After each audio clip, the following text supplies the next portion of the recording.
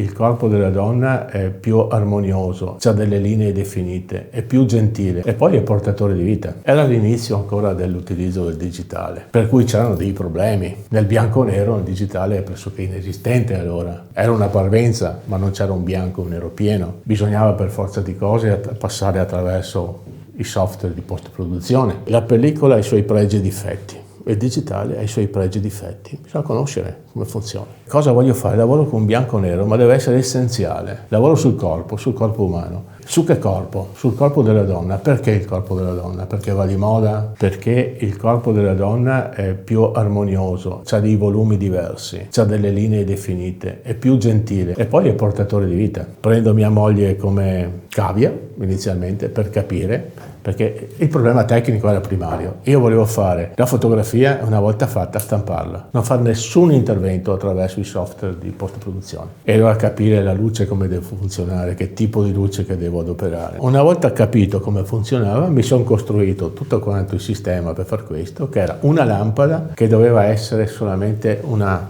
lama che tagliava uno spazio completamente nero. Quindi mi sono creato il cubo nero in tessuto, perché il tessuto, soprattutto il panno, non ti restituisce luce parassita, ma te la fa cadere, perché l'importante, una volta che tu illumini una situazione, una zona, non deve avere altre luci, deve essere solo quella che tu gestisci. E ho cominciato facendo un percorso, ma io ti faccio vedere il corpo? No. Parto da situazioni strette, ossia da particolari corporei molto strette, a volte che è anche difficile da identificare, però ti danno un effetto, perlomeno ti fanno ragionare, fino ad arrivare alla fine che era una ragazza incinta, che è l'inizio della vita praticamente.